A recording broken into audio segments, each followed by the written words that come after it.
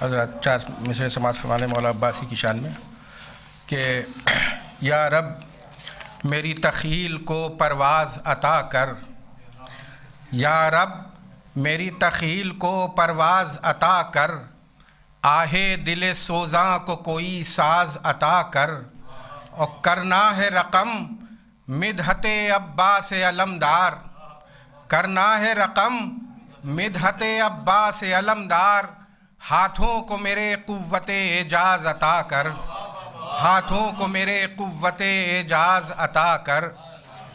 اور 4 مصرے اور دیکھیں کہ ہزاروں لاکھوں سوالات سر اٹھائے ہوئے، ہزاروں لاکھوں سوالات سر اٹھائے ہوئے، لہو میں ڈوبے ہوئے خون میں نہائے ہوئے، لہو میں ڈوبے ہوئے خون میں نہائے ہوئے، اور میں لڑ رہا ہوں جہالت کے گھپ اندھیروں سے، میں لڑ رہا ہوں جہالت کے گھپ اندھیروں سے، لبوں پہ شمع دعائے سحر جلائے ہوئے، لبوں پہ شمع دعائے سحر جلائے ہوئے۔ اور 2-3 شعر اور دیکھ لیں کہ جو تشنہ کام کشتۂ بیداد ہو گئے، جو تشنہ کام کشتۂ بیداد ہو گئے، وہ سر سنا کی نوک پہ آباد ہو گئے، وہ سر سنا کی نوک پہ آباد ہو گئے، اور ہم مدح خانے سید سجاد ہو گئے، ہم مدح خانے سید سجاد ہو گئے، دنیا کے ہر فریب سے آزاد ہو گئے، ہم مدح خانے سید سجاد ہو گئے، دنیا کے ہر فریب سے آزاد ہو گئے، اور خطے و روئے ارض کے آباد ہو گئے، خطے و روئے ارض کے آباد ہو گئے، زیر قدم سید سجاد ہو گئے، زیر قدم سید سجاد ہو گئے، اور سر کاٹ کے بھی مل نہ سکا ظلم کو قرار، سر کاٹ کے بھی مل نہ سکا ظلم کو قرار، خود قید اپنے دام میں صیاد ہو گئے، خود قید اپنے دام میں صیاد ہو گئے، اور کر کے اسیر ظلمت باطل کو شام میں، کر کے اسیر ظلمت باطل کو شام میں، سجاد آج قید سے آزاد ہو گئے، سجاد آج قید سے آزاد ہو گئے، اور ساری خطائیں بخش دیں زہرا کے لال نے، ساری خطائیں بخش دیں زہرا کے لال نے، حر آج اصل معنی میں آزاد ہو گئے، ساری خطائیں بخش دیں زہرا کے لال نے، حر آج اصل معنی میں آزاد ہو گئے، توحید و عدل صبر و شجاعت وفا سے بات، توحید و عدل صبر و شجاعت وفا سے بات، فرش عزا پہ کتنے سبق یاد ہو گئے، فرش عزا پہ کتنے سبق یاد ہو گئے، اور زینب نے اپنے خطبوں سے کھینچی ہے یوں نقاب، زینب نے اپنے خطبوں سے کھینچی ہے یوں نقاب، ظاہر یزید نحس کے اجداد ہو گئے، ظاہر یزید نحس کے اجداد ہو گئے، جو تشنہ کام کشتۂ بیداد ہو گئے، وہ سر سنا کی نوک پہ آباد ہو گئے، وہ سر سنا کی نوک پہ آباد ہو گئے۔ بہت شکریہ۔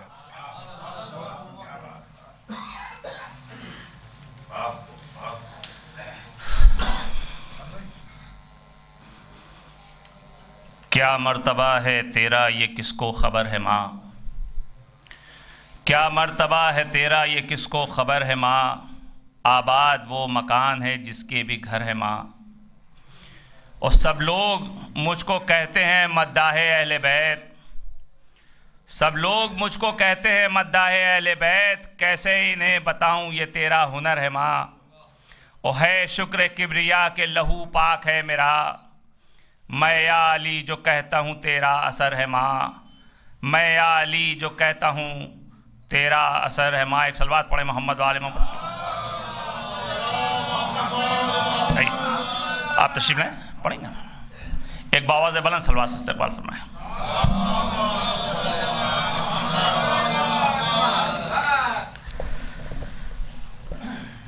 ایک باواز بلند نعرہ صلوات۔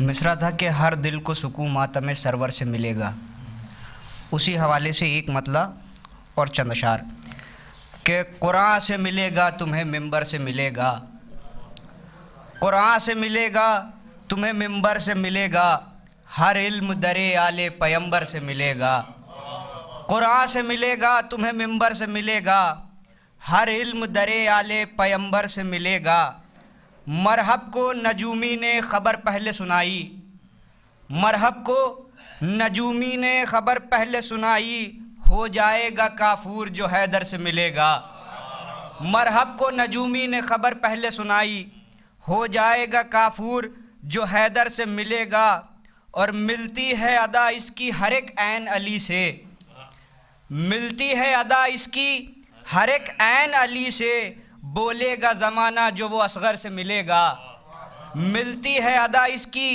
ہر ایک عین علی سے، بولے گا زمانہ جو وہ اصغر سے ملے گا، اور ہر دل میں نہیں بستا ہے یہ عشق حسینی، ہر دل میں نہیں بستا ہے یہ عشق حسینی، جس کو بھی ملے گا یہ مقدر سے ملے گا، ہر دل میں نہیں بستا ہے یہ عشق حسینی، جس کو بھی ملے گا یہ مقدر سے ملے گا۔ اور تضمین ملاحظہ فرمائیے کہ دل کے لیے نسخہ یہی زینب نے دیا ہے، دل کے لیے نسخہ یہی زینب نے دیا ہے، ہر دل کو سکون ماتم سرور سے ملے گا، دل کے لیے نسخہ یہی زینب نے دیا ہے، ہر دل کو سکون ماتم سرور سے ملے گا، اور توقیر بڑھا دے گا میری نیل سے زیادہ، توقیر بڑھا دے گا میری نیل سے زیادہ، چلو کا جو پانی بن حیدر سے ملے گا، توقیر بڑھا دے گا میری نیل سے زیادہ، چلو کا جو پانی بن حیدر سے ملے گا، وہ بے ساختہ بہتے ہیں جو آنکھوں سے عزا میں، بے ساختہ بہتے ہیں جو آنکھوں سے عزا میں، اشکوں کا صلہ بنت پیمبر سے ملے گا، بے ساختہ بہتے ہیں جو آنکھوں سے عزا میں، اشکوں کا صلہ بنت پیمبر سے ملے گا۔ نعرہ صلوات۔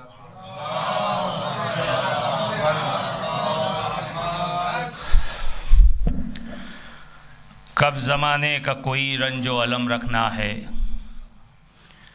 کب زمانے کا کوئی رنج و الم رکھنا ہے، دل میں رکھنا ہے تو شبیر کا غم رکھنا ہے، کب زمانے کا کوئی رنج و الم رکھنا ہے، اور دل میں رکھنا ہے تو شبیر کا غم رکھنا ہے، ارے میں تو سڑکوں پر بھی رہ لوں گا مگر اے مالک اس لیے گھر کی طلب ہے کہ علم رکھنا ہے، اس لیے گھر کی طلب ہے کہ علم رکھنا ہے۔ ایک صلوات پڑھیں محمد وآل محمد پہ۔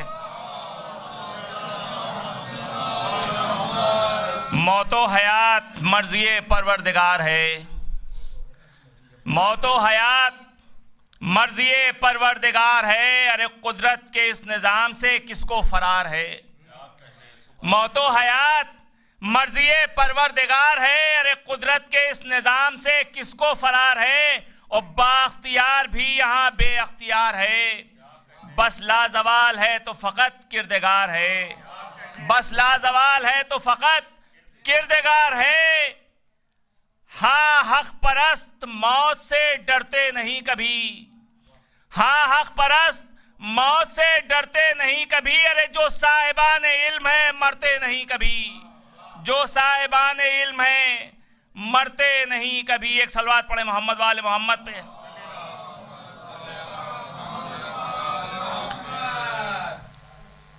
کرب و بلا کی تشنگی ہر دم بنائے اشک، کرب و بلا کی تشنگی ہر دم بنائے اشک، اور غم کی تپش میں آنکھ نے اوڑھی ردائے اشک، کرب و بلا کی تشنگی ہر دم بنائے اشک، اور غم کی تپش میں آنکھ نے اوڑھی ردائے اشک، اور نسبت ہے کربلا سے کچھ قبر کے بھی واسطے ہم نے بچائے اشک، کچھ قبر کے بھی واسطے ہم نے بچائے اشک۔ ایک صلوات پڑھیں محمد وآل محمد پہ۔ بس ایک بند مولانا موصوف کو آواز دینے کے لیے کہ ظاہر ہوئے ہر رنگ میں آثار نبوت، ظاہر ہوئے ہر رنگ میں آثار نبوت، ارے لیکن تھی دلوں کو بھی ایقاع کی ضرورت، لیکن تھی دلوں کو بھی ایقاع کی ضرورت، اور چل کر شجر آیا پے تصدیق رسالت، چل کر شجر آیا پے تصدیق رسالت، ارے یوں زین سے کھرچی گئی، یوں ایک صلوات پڑھیں محمد والے محمد پہ، یوں زین سے کھرچی گئی ظلمت کی کثافت، اور بت شکن اعجاز نے بے جان کو جان دی، ارے پتھر نے محمد کے ہتھیلی پہ اذان دی، پتھر نے محمد کی ہتھیلی پہ اذان دی۔ آئیے میں نہایت ادب و احترام کے ساتھ مولانا موصوف کی خدمت میں ملتمس ہوں ممبر پر تشریف لے آئے، آپ حضرات سے گزارش ہے ایک باواز بلند صلوات ارشاد فرمائیں۔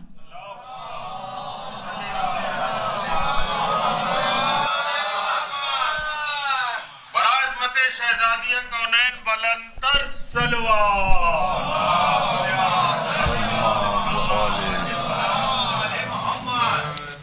حضرات گزارش ہے کہ ایک مرتبہ سورہ الحمد 3 بار سورہ توحید کی تلاوت فرما کر مرحومہ حفیظ النساء صاحبہ بنت محمد موسیٰ صاحب کی روح کو اصال ثواب کرتے ہیں۔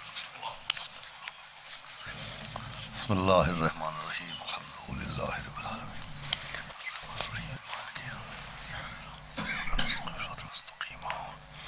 صراط الذین انعمت علیہم غیر المغضوب علیہم ولا الضالین۔ بسم اللہ الرحمن الرحیم،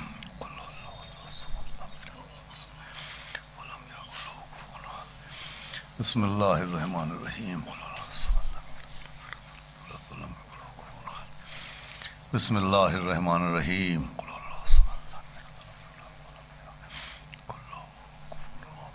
اللہم صلی علی محمد وآل محمد۔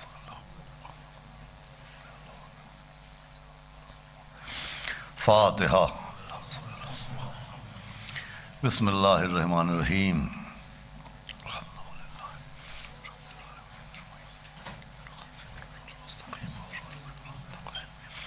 غیر المغضوب علیہم ولا الضالین۔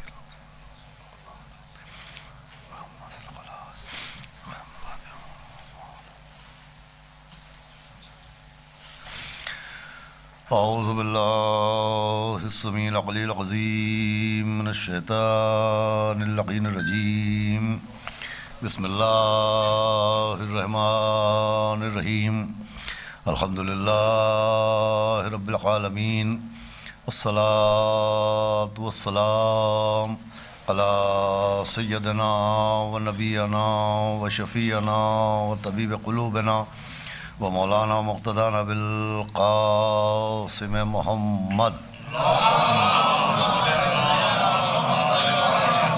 و آلہ الطیبین الطاہرین المعصومین و لعنۃ اللہ علی اعدائہم اجمعین من یومنا ھذا الی یوم الدین، اما بعد فقد قال اللہ سبحانہ تبارک و تعالی فی القرآن المجید والفرقان الحمید، بسم اللہ الرحمن الرحیم، ان اللہ علی کل شیء قدیر۔ صلوات بھیجے محمد وعلیہ۔ اولاد گرامی مجلس ایک مومنہ، ایک مرحومہ، ایک عزادار سرکار سید الشہداء خاتون کے اصال ثواب کی مجلس ہے، لہذا اسی نسبت سے آپ کے سامنے کچھ دیر گفتگو کرنے کے لیے میں نے قرآن مجید کی جن 2 آیات کی تلاوت کرنے کا شرف حاصل کیا، اس میں ایک آیت کے ذریعے خداوند عالم نے اپنی صفت رحمت کا ذکر کیا ہے، اور ایک آیت کے ذریعے اپنی صفت قدرت کا ذکر کیا ہے۔ بسم اللہ الرحمن الرحیم، یہ وہ آیت ہے کہ اس آیت کے ذریعے اللہ اپنی صفت رحمت کو بیان کر رہا ہے، اور ان اللہ علی کل شیء قدیر کے ذریعے اللہ اپنی صفت قدرت کو بیان کر رہا ہے۔ یوں خداوند عالم کی بے شمار صفات ہیں، وہ جبار و قہار بھی ہے، وہ حنان و منان بھی ہے، وہ علیم و خبیر بھی ہے، وہ حی بھی ہے، وہ ہمیشہ سے ہے اور وہ ہمیشہ رہنے والا بھی ہے۔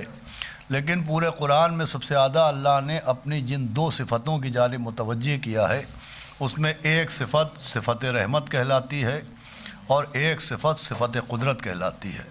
صفت رحمت کی اتنی اہمیت ہے کہ اسی صفت رحمت کے بیان کے لیے یہ آیت بسم اللہ الرحمن الرحیم قرآن کے 114 سوروں میں 113 سوروں کا آغاز اسی آیت سے ہوتا ہے، اور اس کے علاوہ بھی قرآن میں 2 مقامات پر یہ بسم اللہ الرحمن الرحیم کی آیت موجود ہے۔ یہ آیت اصل میں متوجہ کرتی ہے اللہ کی رحمت کی جانب، اور ان اللہ علی کل شیء قدیر، مسلسل قرآن میں جہاں جہاں اللہ نے اپنی قدرت کا اظہار کیا تو اظہار قدرت کے بعد اعلان ہوا کہ ان اللہ علی کل شیء قدیر۔ سب سے زیادہ اللہ نے صفت رحمت کی جانب متوجہ کیا ہے یا صفت قدرت کی جانب؟ اب صفت رحمت کی جانب متوجہ کرنے کے لیے صرف بسم اللہ الرحمن الرحیم کا سہارا نہیں لیا گیا۔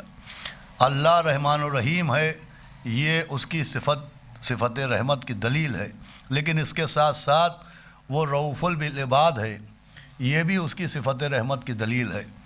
وہ بندوں کے گناہوں کو معاف کرتا ہے، یہ بھی اس کی صفت رحمت کی دلیل ہے۔ وہ خطاؤں کو نظر انداز کرتا ہے، یہ بھی اس کی صفت رحمت کی دلیل ہے۔ اور اس کے ساتھ ساتھ مومنین کو مرحوم کہا جاتا ہے، یہ بھی اس کی صفت رحمت کی دلیل ہے۔ صلوات بھیجے محمد وآل محمد۔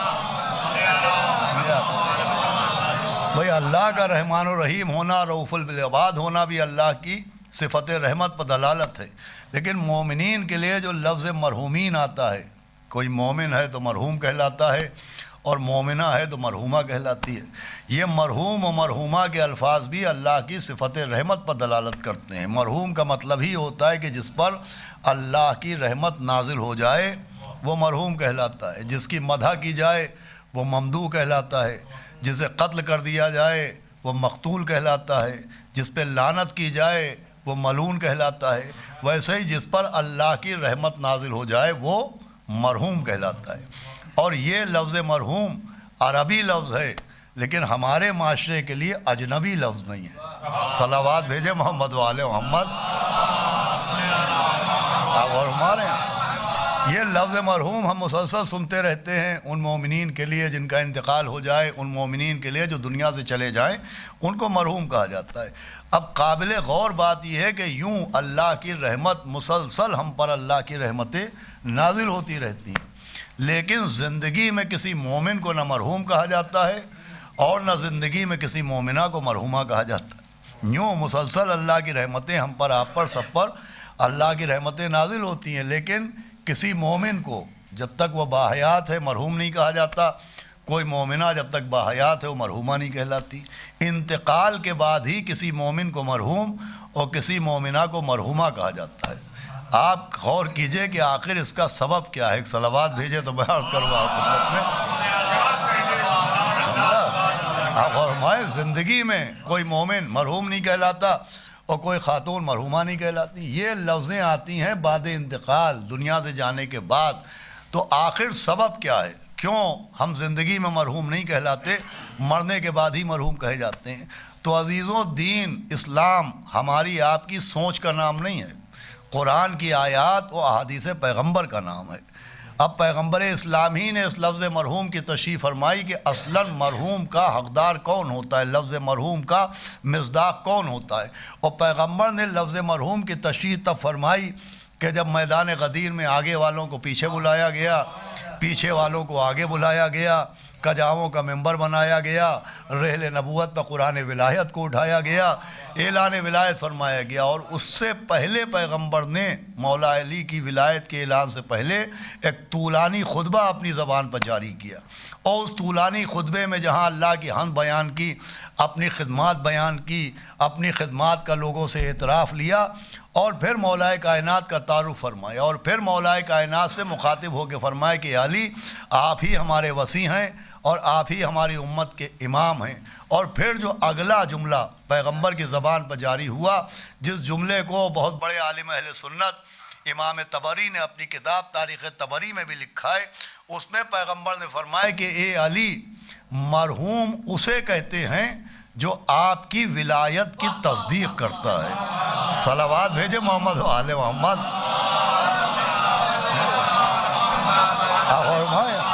پیغمبر نے فرمایا اے علی مرحوم وہ ہے جو آپ کی ولایت کی تصدیق کرتا ہے، جو آپ کی ولایت کی تصدیق کرے وہ مرحوم کہلاتا ہے۔ ہم سمجھتے ہیں کہ مرنے کے بعد مرنے والا مرحوم کہلاتا ہے، لیکن نبی نے فرمایا کہ جو آپ کی ولایت کی تصدیق کرے وہ مرحوم ہے۔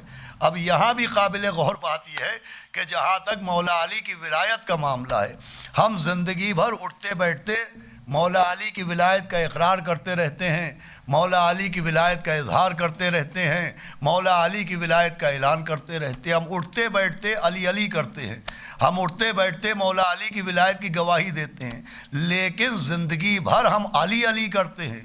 علی علی کرنے والے کو بھی مولائی کہا جاتا ہے، مرحوم نہیں کہا جاتا ہے۔ کوئی صلوات بھیجے محمد و آل محمد۔ بھائی آپ غور فرمائیں، علی علی کرنے والوں کو، نعرے لگانے والوں کو، مولا علی کی ولایت کا اظہار و اعلان کرنے والوں کو بھی مولائی کہا جاتا ہے، مرحوم نہیں کہا جاتا۔ مرحوم مرنے کے بعد ہی کہا جاتا ہے۔ تو اس کا سبب یہ ہے کہ نبی نے فرمایا تھا اے علی مرحوم وہ ہے جو آپ کی ولایت کی تصدیق کرے۔ لفظ اقرار نہیں آیا، لفظ اعلان بھی نہیں آیا، بلکہ لفظ آیا لفظ تصدیق، کہ جو آپ کی ولایت کی تصدیق کرے یا آپ کی تصدیق کرے وہ مرحوم ہے۔ اب یہ لفظ تصدیق وہ ہے کہ تصدیق کے لیے صرف سننا کافی نہیں ہوتا، تصدیق کے لیے دیکھنا ضروری ہے۔ سمجھ فرما رہے ہیں آپ؟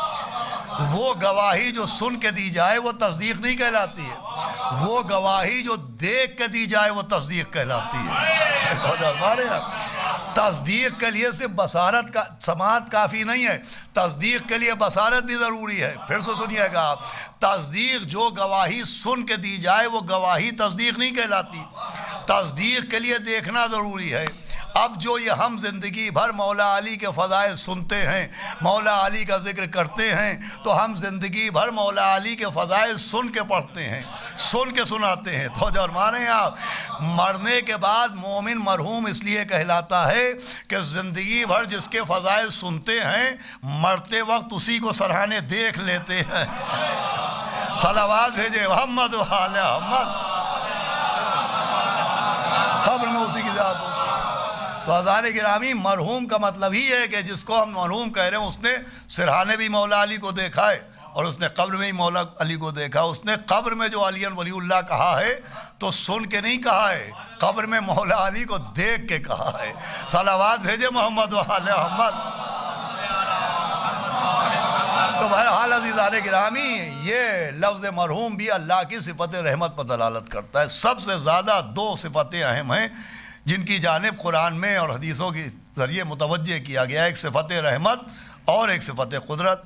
اب اللہ نے اپنی صفت رحمت کو اور سمجھانے کے لیے، صفت رحمت کی معرفت میں اور اضافے کے لیے، اللہ نے صفت رحمت کو ایک پیکر عطا کیا۔ تشریف لے آئیں۔ صفت رحمت کو ایک جسم عطا کیا، صفت رحمت کو ایک مظہر عطا کیا، اور اسی مظہر صفت رحمت کو رحمت للعالمین کہتے ہیں۔ صلوات پڑھ دے محمد و آل محمد۔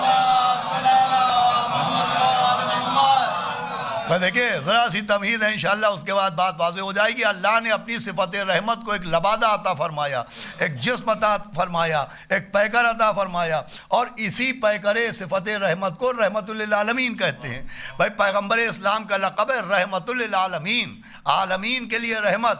اس کا مطلب یہ سر سے پاؤں تک صفت رحمت کا آئینہ ہے، صفت رحمت کا مظہر ہیں، صفت رحمت کا پیکر ہیں۔ ان کا پورا جسم اللہ کی صفت رحمت پر دلالت کرتا ہے۔ اس لیے علماء نے لکھا کہ اللہ نے سارے نبیوں کو، کسی کو ایک معجزہ عطا کیا، کسی کو 2 معجزے عطا کیے، لیکن چونکہ پیغمبر اسلام سر سے پاؤں تک صفت رحمت کا پیکر ہیں، لہذا علماء نے لکھا کہ پیغمبر کے پورے جسم میں معجزات ہی معجزات تھے۔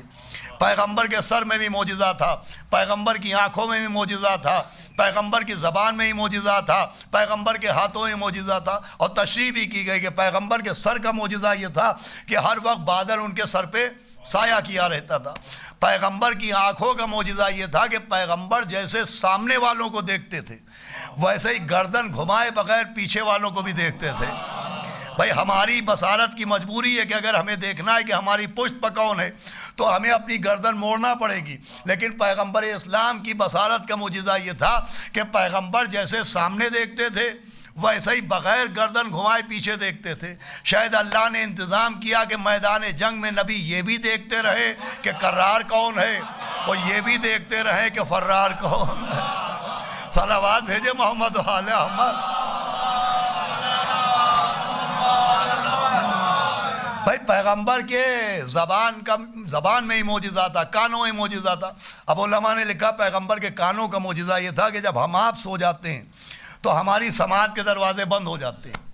جب ہم ڈیپ سلیپ میں ہوتے ہیں تو ہم سن نہیں پاتے. لیکن پیغمبر کی سماعت کا معجزہ یہ تھا کہ پیغمبر سوتے میں بھی سنتے تھے. توجہ فرما رہے ہیں آپ. پیغمبر کی زبان میں ہی معجزہ تھا. پیغمبر کی زبان کا معجزہ یہ تھا کہ پیغمبر یوں ہر حیوان کی زبان سمجھتے تھے اور پیغمبر کی زبان بھی درندے بھی سمجھتے تھے, حیوان بھی سمجھتے تھے. پیغمبر کی زبان کا معجزہ یہ تھا کہ پیغمبر اگر کسی درندے کو آواز دیتے تھے کہ یہاں آؤ, اگر پیغمبر کسی حیوان کو بلاتے تھے تو حیوان بھی نبی کے بلانے پر بھاگتا نہیں تھا, آ جاتا تھا. صلوات بھیجے محمد و آل احمد.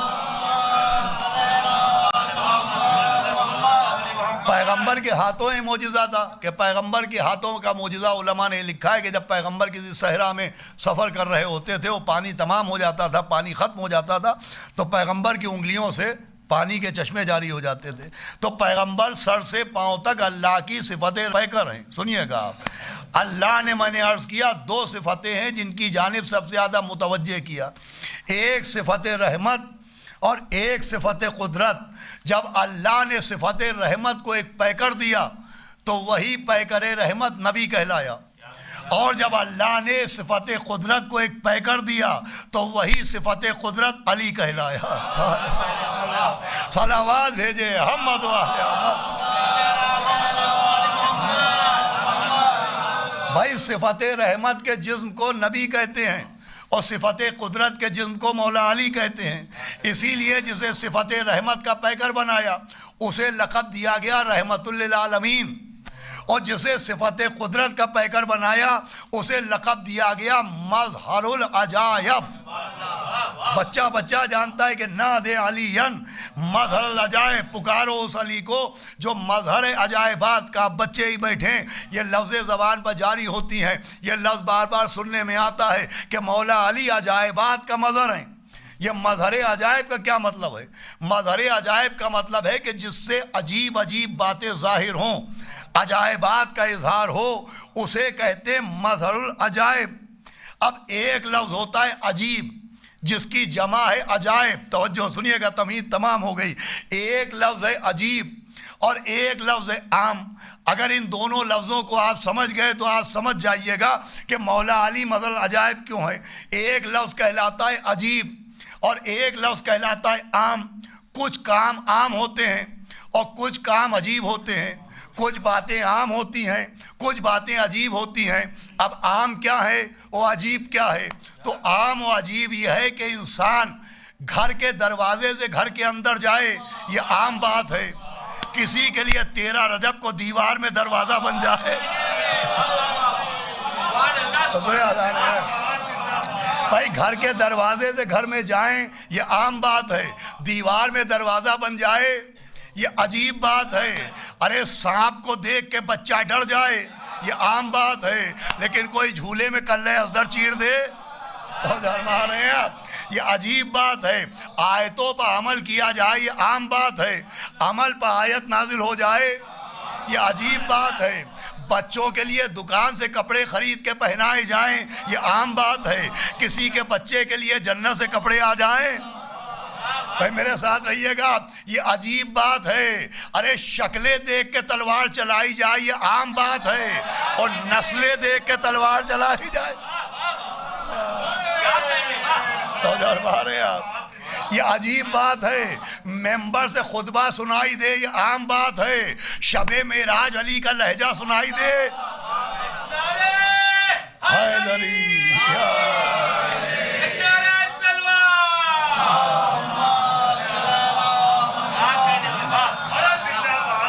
بھائی شب معراج مولا علی کا لہجہ سنائی دے عجیب بات ہے. لوہا زمین کی کان کے نیچے سے نکلتا ہے، یہ عام بات ہے۔ علی کے لیے لوہے کے ذوالفقار آسمان سے آئے، یہ عجیب بات ہے۔ ارے مرنے کے بعد انسان قبر میں سلا دیا جائے، یہ عام بات ہے، لیکن کوئی سب کی قبروں میں مدد کرنے آ جائے، یہ عجیب بات ہے۔ صلوات بھیجیں محمد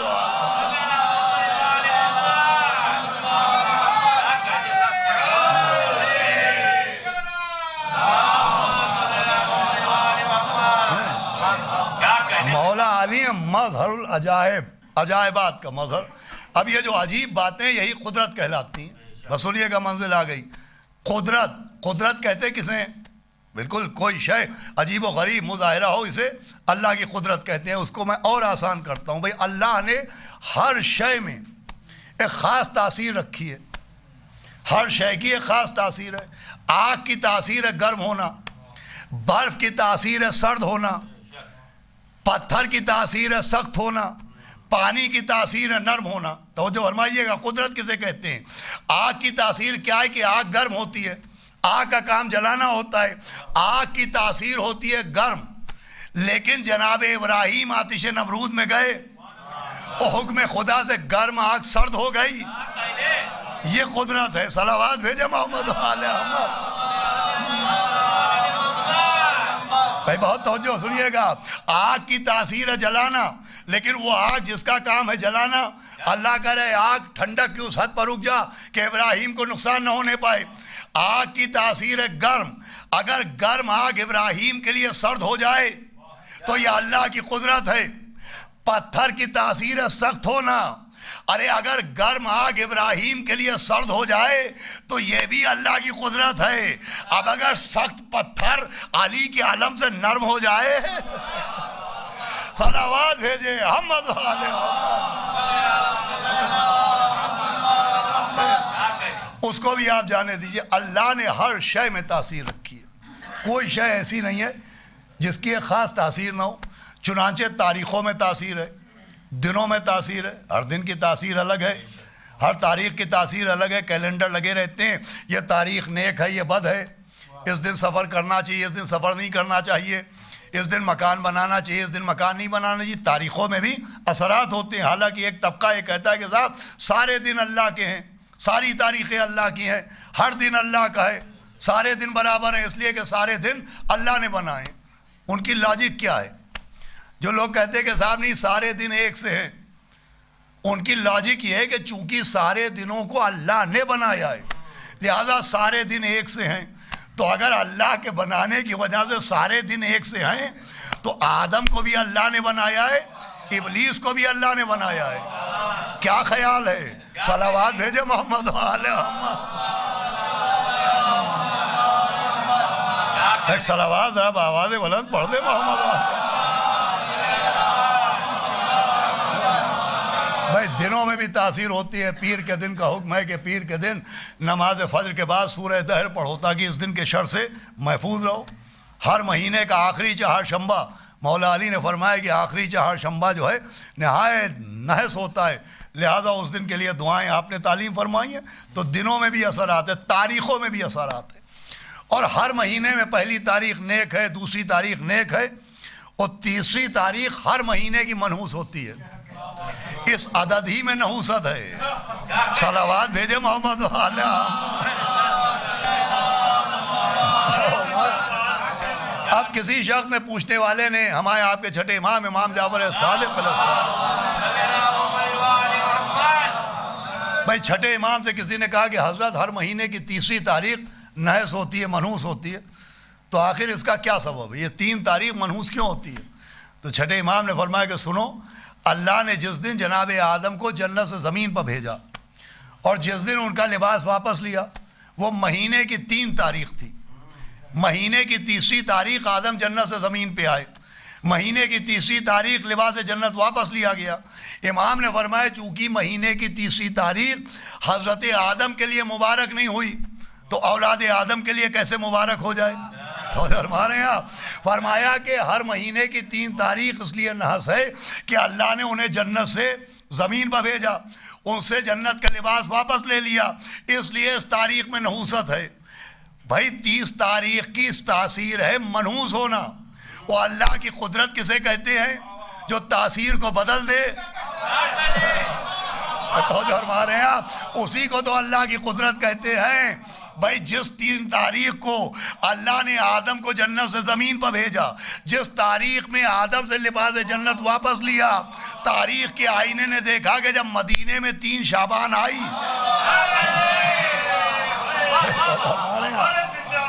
جب مدینے میں 3 شعبان آئی تو جس تاریخ میں آدم جنت سے زمین پہ بھیجے گئے، اسی تاریخ میں زمین پر پڑا ہوا فطرس جنت پہ بلایا گیا. جس تاریخ کو آدم سے لباس جنت واپس لیا گیا، اسی تاریخ میں فطرس کو بالوں پر کا تحفہ واپس دیا گیا. یہ تاثیر جو بدلی احمد حسین کی وجہ سے بدلی. یہ تاثیر جو بدلی تو مولا حسین کی عطا کی وجہ سے بدلی. بھائی ہر مہینے رجب میں پڑھ رہا ہوں، ہر مہینے کی 2 تاریخیں منحوس ہیں. ایک 3 تاریخ اور ایک 13 تاریخ. ہمارے یہاں ایک 3 اور 13 یہ سب سے منحوس تاریخیں مانی جاتی ہیں. اب اہل بیت اللہ کی قدرت کا مظہر یوں ہے کہ 3 بھی منحوس ہے، 13 بھی منحوس ہے، مگر سلام در اہل بیت پر 3 کو بیٹے نے مبارک بنا دیا، 13 رجب کو باپ نے مبارک.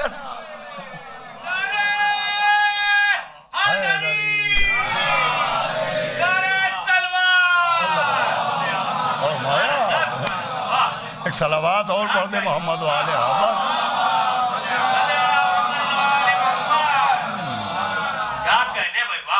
سمجھایا؟ اسے قدرت کہتے ہیں. قدرت کہتے ہیں تاثیر کو بدل دینا. اب میں نے ابھی عرض کیا کہ ہر مہینے کی تاریخ میں کچھ نہ کچھ تاریخیں ہوتی ہیں، تواریخ ہوتی ہیں جس میں سفر کرنا منع ہے، گھر بنانا منع ہے، شادی کرنا منع ہے. چنانچہ یہ جو آپ کیلنڈرز دیکھتے ہیں، تحفہ العوام میں تاریخیں دیکھتے ہیں، یہ اتنا معتبر معاملہ ہے کہ ہمارے آپ کے 10ویں امام علی النقی علیہ السلام جب قید خانے میں تھے تو بہت سے مومنین ایسے بھی تھے جو علم حاصل کرنے کے لیے قید خانے ہی پہنچ جاتے تھے، امام سے ملاقات کرنے کے لیے زندان میں ہی پہنچ جاتے تھے. تو ایک شخص اجازت لے کے جو زندان کے نگہبان تھے ان کو کچھ پیسہ ایسا دے کے زندان میں پہنچا اور 10ویں امام کو سلام کیا، ملاقات ہوئی. تو اس نے کہا حضرت میرا پہلا مقصد تھا کہ میں آپ کی زیارت کروں، اور میرا دوسرا مقصد یہ ہے کہ میں آپ سے کچھ سوال کرنا چاہتا ہوں. امام نے کہا کیا سوال ہے؟ تو اس نے کہا سوال یہ ہے کہ ہمیں ایک نقشہ ملا ہے تاریخوں کا، جس میں یہ تاریخ نیک ہے، یہ بد ہے، یہ صاد ہے، یہ نحس ہے، اور لوگ یہ کہتے ہیں کہ یہ نقشہ آپ کے دادا امام جعفر صادق علیہ السلام کا کہ یہ نقشہ آپ کے جد چھٹے امام نے بنا کے دیا ہے. تو میں پہلے کنفرمیشن کے لیے آیا ہوں، تصدیق کرنے کے لیے آیا ہوں کہ کیا واقعی آپ کے دادا کا تعلیم کردہ ہے یا یوں ہی منسوب کر دیا. بھائی جیسے حدیثیں معتبر ہوتی ہیں، غیر معتبر ہوتی ہیں، ویسے یہ نقشہ بھی معتبر ہے کہ غیر معتبر. تو 10ویں امام نے فرمایا کہ بالکل معتبر ہے. فرمایا ہمارے جد، ہمارے دادا نے یہ نقشہ تعلیم فرمایا ہے، اور ہر تاریخ میں جو آپ نے فرمایا ہے کہ یہ مبارک ہے، یہ منحوس ہے، تو اگر مبارک تاریخ میں کوئی کام کرو گے تو سبب برکت بنے گا، اور منحوس تاریخ میں کوئی کام کرو گے تو سبب نحوست بنے گا. اس نے کہا حضرت چلیے شکریہ، اتنا تو مجھے سکون ہو گیا کہ آج سے میں اس نقشے کے اوپر عمل کروں گا، یہ مستند نقشہ ہے. پھر اس نے کہا حضرت اب یہ بتائیے کہ اکثر ایسا ہوتا ہے کہ تاریخ ہوتی ہے منحوس اور کوئی کام ہوتا ہے ضروری. تو جو ہمارے یہاں تاریخ ہے نحس اور کام ہے ضروری. تاریخ یہ کہہ رہی ہے کہ گھر سے باہر نہ نکلنا، اور ضرورت یہ کہہ رہی ہے کہ گھر کے اندر نہ رکنا. بھائی توجہ رکھیے گا، بھائی اسی سے میں آپ کو منزل تک پہنچانا چاہ رہا ہوں. تاریخ کہہ رہی ہے کہ سفر نہ کرنا، جیسے 3 تاریخ، 21 تاریخ، 16 تاریخ، یہ تاریخیں سبب ہلاکت بن سکتی ہیں. وہ کہتا ہے کہ تاریخ کہہ رہی ہے کہ گھر سے نکلنا نہیں، اور ضرورت کہہ رہی ہے کہ گھر میں رکنا نہیں. تو اب ایسے وقت کیا کرنا چاہیے؟ اگر تاریخ ہو منحوس اور کام ہو لازم تو ایسے موقع پر کیا کرنا چاہیے؟ اب سنیے، آپ کے امام کا جملہ ہے، کسی خطیب کا نہیں، کسی ذاکر کا نہیں، کسی انسان کا نہیں، امام کا جملہ ہے۔ اس نے کہا حضرت اگر تاریخ ہو منحوس اور کام ہو ضروری تو ایسے میں کیا کرنا چاہیے؟ امام نے مسکرا کے کہا کہ اگر منحوس تاریخ میں کوئی اہم کام پڑ جائے تو ہماری محبت پر بھروسہ کرنا چاہیے۔ فرمایا اگر ہماری محبت پر بھروسہ کر کے تم منحوس سے منحوس تاریخ میں بھی گھر سے نکلو گے اور سامنے آگ کا دریا بھی ہوگا تو تم پار ہو جاؤ گے۔ امام نے 3 جملے فرمایا کہ اگر منحوس تاریخ میں بھی گھر سے نکلو گے اور درندے گھیر لیں گے تو محفوظ رہو گے، دشمنوں کا نرغہ ہوگا تو تو محفوظ رہو گے۔ اب دیکھیں چھٹے امام نے کیا بتایا کہ تاریخوں کا کیا اثر ہے، اور 10ویں امام نے کیا بتایا کہ ان کی محبت کا کیا اثر ہے۔ ہمارے یہاں ایک امام نے بتایا کہ تاریخوں کا یہ اثر ہوتا ہے، ایک نے بتایا کہ محبت اہل بیت کا یہ اثر ہوتا ہے۔ اب اکثر و بیشتر جب ایصال ثواب کی مجلسیں ہوتی ہیں، سیوم کی مجلس، 10ویں کی مجلس، مہینے کی مجلس، 40ویں کی مجلس، اور انہی موضوعات پر گفتگو ہوتی ہے تو کچھ ذاکرین پڑھتے ہیں کہ قبر میں فشار ہوگا، قبر میں عذاب ہوگا، قبر میں سانپ آئے گا، قبر میں اژدہا آئے گا، اور کچھ پڑھتے ہیں کہ من مات علی حب آل محمد، صلوات بھیجے محمد و آل محمد، ماتا شہیدہ، من ماتا علی حب آل محمد ماتا طائبہ، من ماتا علی حب آل محمد ماتا مغفورہ۔ ایک طبقہ ذاکرین کہتا ہے قبر میں عذاب ہوگا، عتاب ہوگا، اژدہے ہوں گے، قبر کے شعلے ہوں گے۔ ایک طبقہ کہتا ہے کہ قبر میں امیر المومنین ہوں گے۔ کیا تو بچے اور نوجوان ہوتے ہیں کنفیوز کہ صاحب وہ مولوی صاحب یہ پڑھ رہے ہیں اور یہ مولوی صاحب یہ پڑھ رہے ہیں، یہ جنت کا ٹکٹ بانٹ رہے ہیں، وہ جہنم کے شعلے دکھا رہے ہیں۔ صلوات بھیجے محمد و آل محمد۔ تو اس میں صحیح کیا ہے؟ تو دیکھیے قبر میں عذاب ہوگا یہ بھی حدیثوں میں ہے، قبر میں عتاب ہوگا یہ بھی حدیثوں میں ہے، قبر میں اژدہے آئیں گے یہ بھی حدیثوں میں ہے، اور جو آل محمد کی محبت میں مرے وہ شہید ہے یہ بھی حدیث میں ہے، وہ مغفور مرے گا یہ بھی حدیث میں ہے، وہ توبہ کیا ہوا مرے گا یہ بھی حدیث میں ہے، تراب مٹی کو میت کو چکنا چور کر دے گی یہ بھی حدیثوں میں ہے، وہ ابو تراب مدد کرنے آئے گا یہ بھی حدیثوں میں ہے۔ اب یہ حدیثوں میں کانٹراڈکشن نہیں ہے، یہ وہی مسئلہ ہے۔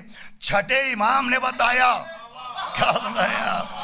چھٹے امام نے بتایا کہ تاریخوں کا اثر کیا ہے، 10ویں امام نے بتایا کہ ان کی محبت کا اثر کیا ہے، تو کچھ حدیثیں بتا رہی ہیں کہ قبر میں کیا کیا ہو سکتا ہے، اور کچھ حدیثیں بتاتی ہیں کہ اگر ان کی محبت ہے تو قبر میں کچھ نہیں ہونے والا ہے۔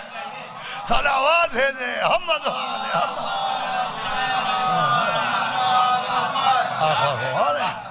اس میں نہ الجھنے کی بات ہے نہ پریشان ہونے کی بات۔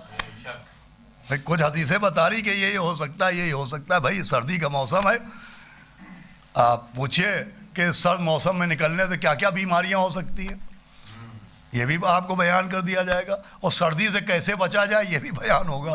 صلوات بھیجے محمد و آل محمد۔ تو وہی معاملہ ہے کہ قبر میں عذاب ہوگا، فشار ہوگا، لیکن اگر ان کی محبت پر اعتبار ہوگا تو کچھ نہیں ہوگا، اس لیے کہ سب ان کی حدیثوں میں۔ کذاب حدیثیں تو وہ بھی ہے، وہ نہیں پڑھا جاتا، یہی پڑھا جاتا ہے۔ قبر میں بچھو آئیں گے، سانپ آئیں گے، یہ نہیں پڑھا جاتا۔ پھر مولا علی آئیں گے، یہ پڑھا جاتا ہے۔ تو وہ کیوں پڑھیں؟ کذاب وہ بھی اماموں نے کہا ہے۔ تو دیکھیے ایک تو امام کی حدیث سمجھنا کھیل تماشا نہیں، اس لیے کہ اردو میں نہیں عربی میں ہے۔ جو میر انیس کی اردو نہ سمجھے وہ جناب امیر کی عربی سمجھیں گے؟ ارے غالب کے شعر تو سمجھ میں آتے نہیں، غالب کل غالب کا کلام سمجھیے گا۔ میر تقی میر کے مصرے سمجھ میں آتے نہیں، جناب امیر کے قول سمجھ میں آ جائیں گے۔ میں بھی ایک مولا علی کا قول سنا رہا ہوں، بس آخری منزل ہے، اور غور سنیے گا۔ نہج البلاغہ میں ہے، مولا علی نے فرمایا کہ دیکھو ہرگز ہرگز عورت کی بات نہ ماننا۔ نہج البلاغہ میں ہے یہ۔ میں نے بھائی اتنا سا پڑھ لیا کہ عورت کی بات نہ ماننا، یہ نہیں دیکھا کہ کس عورت کی بات نہ ماننا. صلوات بھیجے محمد والے. ہمارے ایک دوست تھے, اپنی والدہ کی بڑی خدمت کرتے تھے. ہم نے ان سے کہا کہ صاحب مولا علی نے فرمایا ہے عورت کی بات نہ ماننا, نہج البلاغہ میں ہے. ان کا اچھا. میں نے دکھایا, وہ گھر گئے. ان کی والدہ نے کہا بیٹا دوا ختم ہو گئی ہے, کھانا وانا کھا لو, یہ دوا لے آؤ. انہوں نے ہاتھ جوڑے کہا اماں رات میں جو 2 بجے کہتی تھی میں کرتا تھا, آج سے آپ کچھ کہیے گا نہیں, اس لیے کہ آج سے میں کچھ کروں گا نہیں. کہا خیریت؟ کہ مولا علی نے فرمایا عورت کی بات نہ ماننا. کیا فرمایا؟ مولا نے فرمایا عورت کی بات نہ ماننا. بتائیے کیا جواب ہے؟ جواب یہی ہے کہ وہ عورت ہے مگر ماں بھی تو ہیں. گفتگو تمام ہو رہی ہے. وہ عورت ہے مگر ماں بھی تو ہیں. تو اگر کوئی عورت ماں بن جاتی ہے تو معنی بدل جاتا ہے. مرنے والا محب علی ہو تو قبر کا قانون بدل جاتا ہے. کیا سنا آپ نے؟ مرنے والا محب علی ہو تو قبر کا قانون بدل جاتا ہے. یہ اللہ کی عدالت کے خلاف ہے کہ جو دشمن علی کی قبر میں ہو وہی محب علی کی قبر میں ہو, جو مومن کی قبر میں ہو وہی منافق کی قبر میں ہو. یہ اللہ کے قانون کے خلاف ہے کہ سانپ آئے گا, سانپ آئے گا. ارے بھائی علی کے چاہنے والوں کی قبروں میں سانپ کیوں آئے گا؟ قبر ہے, کوئی غار تھوڑی ہے جو آئے گا. محب علی سو رہا ہے, کوئی رو تھوڑی رہا ہے جو آئے گا. اچھا آئے گا آئے گا آئے گا, کلے چروانا ہوں گے تو آئے گا. صلوات بھیجے محمد والے.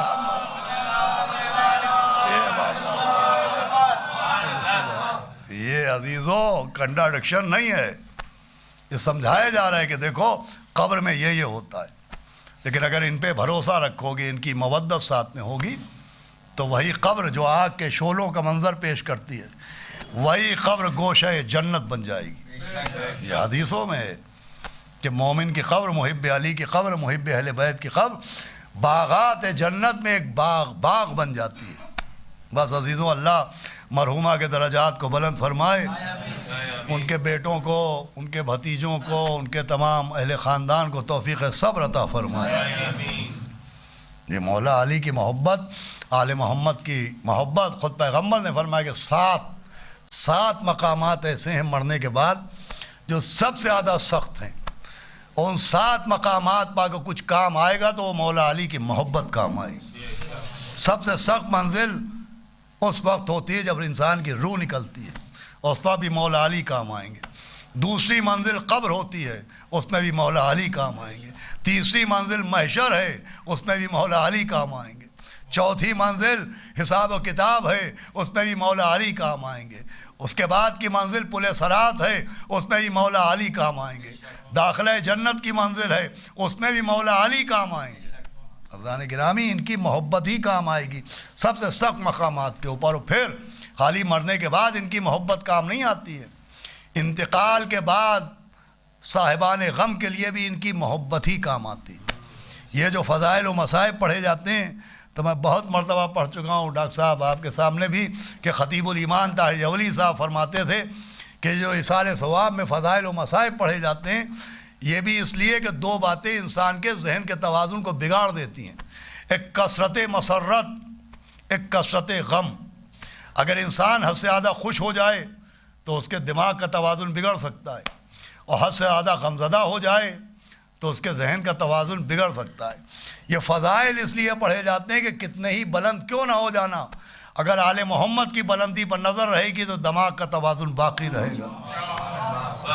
اور یہ مصائب اس لیے پڑھے جاتے ہیں کہ کتنی ہی مصیبتیں آ جائیں, کتنی ہی بلائیں گھیر لیں, اگر زہرا کا لٹا ہوا گھر سامنے ہے تو ہر مصیبت ہیج نظر آتی. عزیزوں جیسے مصائب ہمیں خاندان اہل بیت میں ملے ایسے مصائب کہیں نہیں ملے. لاشیں ہر گھر سے نکلتی ہیں, میتیں ہر گھر سے اٹھتی ہیں, چھوٹے چھوٹے بچے بھی ہر گھر میں مر جاتے ہیں. اکثر چھوٹا سا بچہ ماں کی گود میں مر جاتا ہے, جوان بیٹا بوڑھے باپ کے سامنے مر جاتا ہے. لیکن کربلا کی مصیبتوں پہ اس لیے روتے ہیں کہ چھوٹے بچوں کو مرتے تو دیکھا ہے لیکن نشانہ تاک کے تیر سے پیاس بجھاتے ہوئے نہیں دیکھا. جوان بیٹوں کی میتیں بھی دیکھی ہیں, لیکن کوئی ایسا باپ نہیں دکھائی دیا کہ جو یکو تنہا بیٹے کی لاش پر بیٹھا ہو، وہ آواز دے رہا ہو کہ آؤ بنی ہاشم کے بچوں آؤ، حسین سے یکو تنہا بیٹے کا لاشا نہیں اٹھتا ہے۔ اور عزیزو ایک مرحومہ کی مجلس ہے، جناب سیدہ، یہ روایت میں بہت پڑھتا ہوں کہ جناب سیدہ، میں نے عرض کیا موتیں ہر گھر میں ہوتی ہیں، رونے کی آوازیں ہر گھر میں آتی ہیں، لیکن جس گھر میں موت ہوتی ہے اسی گھر میں تھوڑے دن بعد بارات بھی نکلتی ہے۔ جس گھر سے رونے کی آوازیں آتی ہیں اسی گھر سے بچوں کے ہنسنے کی بھی آوازیں آتی ہیں۔ لیکن ہائے ہماری شہزادی کا گھر، ہائے خانہ جناب سیدہ۔ جناب فضہ کہتی ہیں کہ میں دیکھتی تھی کہ جب سے میری شہزادی کی پسلیاں توڑ ڈالی گئیں، جب سے میری بیوی کے پہلو پر دروازہ گرایا گیا کہ وہ کھڑے ہو کے نماز نہیں پڑھ پاتی تھی، آپ بیٹھے بیٹھے نماز پڑھتی تھیں، اور پھر نماز پڑھنے کے بعد آپ اس دروازے کے پاس جاتی تھیں جو ملعون نے جلا کے اپنے آپ کی پہلوؤں پر گرایا تھا، اور اس کے بعد لکڑیاں اٹھا کے سونگ کے روتی تھیں۔ فضہ کہتی ہے ایک دن میں نے پوچھ لیا ہے بیوی یہ جلے دروازے کی لکڑیاں سونگ کے روتی کیوں ہیں؟ تو جب جواب دیا کہ فضہ تجھے کیا معلوم، مجھے ان لکڑیوں کے اندر سے اپنے محسن کے خون کی خوشبو آتی ہے، مجھے اپنے محسن کے خون کی خوشبو آتی ہے۔ اب عزیزو یہ خانہ زہرا ہے، میں نے عرض کیا جیسی مصیبتیں اہل بیت کے گھر میں نظر آئیں کہیں نظر نہیں آئی۔ اسی خانہ زہرا میں 50 سال بعد زہرا کی ایک لٹی ہوئی بہو آ گئی جس کا نام ام رباب تھا، جس کی مانگ بھی اجڑی ہوئی تھی، جس کی گود بھی اجڑی ہوئی تھی، جو کبھی سائے میں نہیں بیٹھتی تھی، ہمیشہ دھوپ میں بیٹھ کے اپنے والی کا ماتم کرتی تھی۔ جب جناب ام رباب دنیا سے گزر گئیں اور بیوی کو غسل ہو رہا تھا تو ایک شام کی ایک عورت نے دیکھا کہ جناب ام رباب کے دامن میں آنچل میں کچھ بندھا ہوا ہے۔ اس نے کہا آؤ علی کی بیٹیوں آؤ، دیکھو شہ سیدہ کی بہو نے اپنے دامن میں زیورات باندھے ہیں، لیکن اب جو دامن کو کھولا گیا تو زیورات نہیں نکلے، علی اصغر کے جھولے کی جلی ہوئی لکڑیاں نکلی۔ ارے جس گھر میں جناب سیدہ لکڑیوں کو سونگ سونگ کے ارے میرا محسن، اسی میں جناب سیدہ کی بہو علی اصغر کے جھولے کی لکڑیاں، ارے میرا ششمہ، ارے میرا سیعلم الذین ظلموا ای منقلب۔ حضرات پھر سے ایک مرتبہ سورہ الحمد و سورہ اخلاص پڑھ کے حفیظ النظام مرحومہ بنت محمد موسیٰ صاحب کی روح کو اصالہ ثواب کو۔ بسم اللہ الرحمن الرحیم۔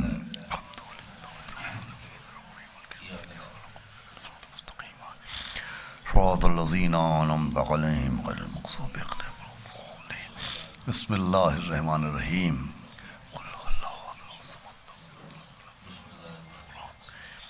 بسم اللہ الرحمن الرحیم۔ بسم اللہ الرحمن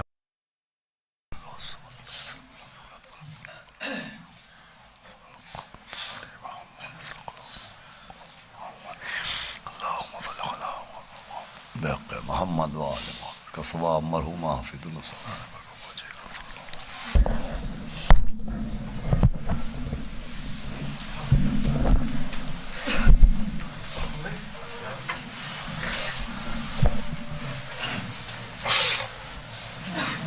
السلام علیکم یا عبد اللہ، السلام علیکم یا رسول اللہ، السلام علیکم ورحمۃ اللہ وبرکاتہ، السلام علیکم یا مولانا ولی الغرباء، السلام علیکم یا الوفاء والصفاء، السلام علیکم یا شمس الشموس، السلام علیکم یا نصف النصر، السلام علیکم یا علی والمسمون، السلام علیکم یا علی المصرعون بسم اللہ الرحمن الرحیم وبرکاتہ، السلام علیکم یا مولانا یا صاحب الزمان الامان الامان الامان الزمان، السلام علیکم شریک القرآن، السلام علیکم خلیفۃ الرحمن، السلام علیکم مولوی اجر اللہ تعالیٰ پر اللہ تعالیٰ نصرت و ظہور و جعلنا اللہ من نوان و سوال۔ السلام علیکم